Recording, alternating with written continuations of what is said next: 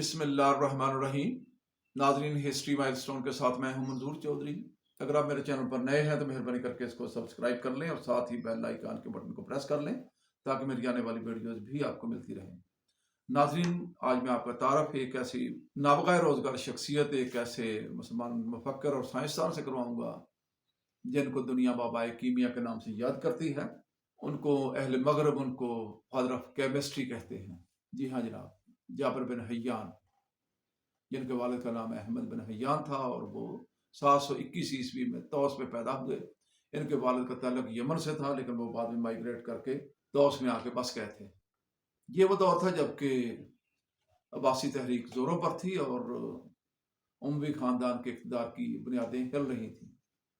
इनके वालिद मोहतरम जनाब अहमद हय्यान भी सरगर्म कारकुन थे अब्बासी तहरीक के, और किसी न किसी तरीके से वो उमवी हवाज के काबू में आ गए और उनको कत्ल कर दिया गया।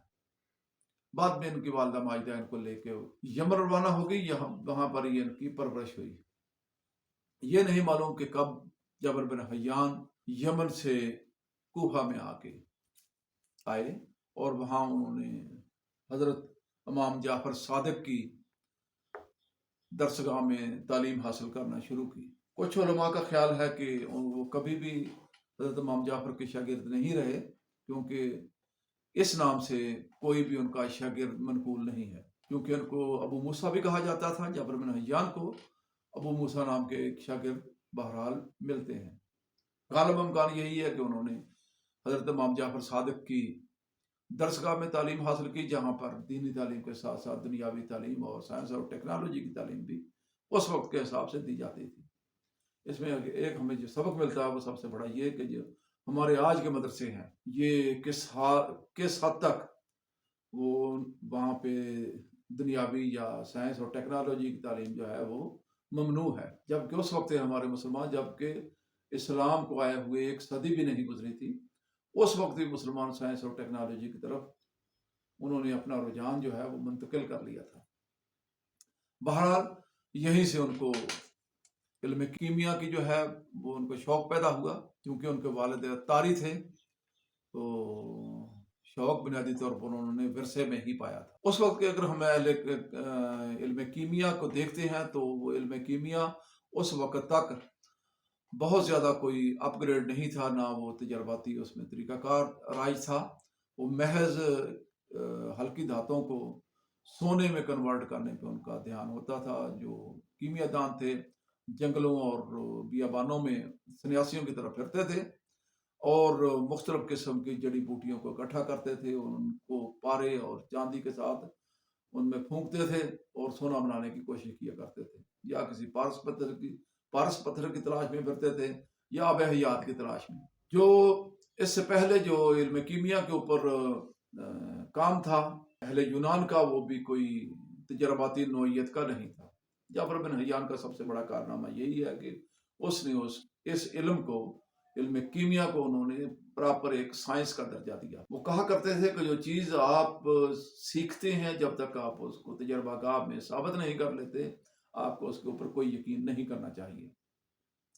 किसी भी कीमियादान की वो खसूसियात में सबसे पहली खसूसियत वो यही बताते हैं कि ये नहीं है कि वो उसके पास कितना इल्म है, उसने कितना इल्म हासिल किया, बल्कि ये है कि वो उसने तजर्बागाह में क्या क्या कुछ साबित किया। जब हम उनकी इजादात की तरफ आते हैं तो इजादात में उनके एक लंबी फहरिस्त है।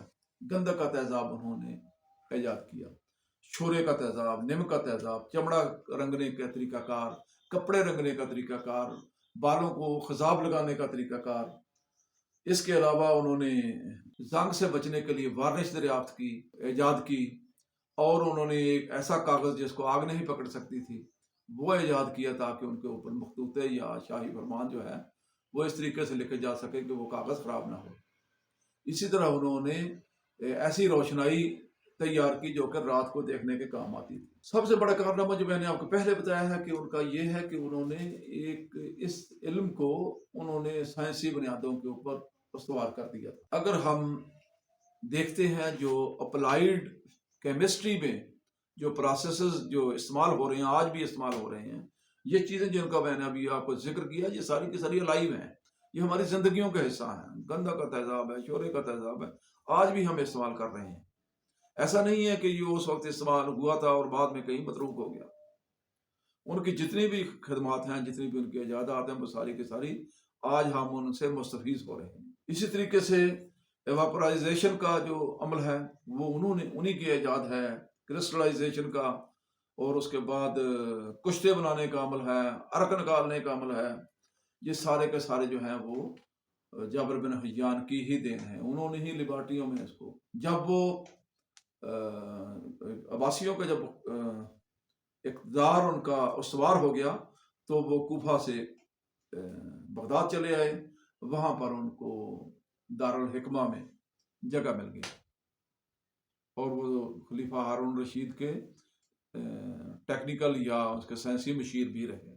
جابر بن حیان جعفر برمکی کے جو کہ وزیر اعظم تھے خلیفہ ہارون رشید کے، ان کے بچوں کے ادالیق یہ مقرر ہوئے، اور برمکی خاندان کے ساتھ یہ انہوں نے ان کا خاص ایک لگاؤ تھا. جب برمکی خاندان کے اوپر برا وقت آیا تو ساتھ ہی جابر بن حیان کو بھی نظر بند کر دیا گیا، اور اس کے بعد یہ وہاں سے واپس کوفہ روانہ ہو گئے. کوفہ میں بھی ان کو جو شدت پسند علماء تھے انہوں نے ان کا پیچھا نہیں چھوڑا، اور ان کے اوپر طرح طرح کے جو ہے وہ الزامات لگائے. ان کو ساحر کہا، ان کو جادوگر کہا، ان کے علم کو انہوں نے غیر اسلامی قرار دیا، وغیرہ وغیرہ. جو کچھ وہ بنیادی طور پر اہل کوفہ یا کوفہ کے اس وقت کے جو گورنر تھے وہ ان کی جو عوامی مقبولیت تھی اس سے خائف تھے.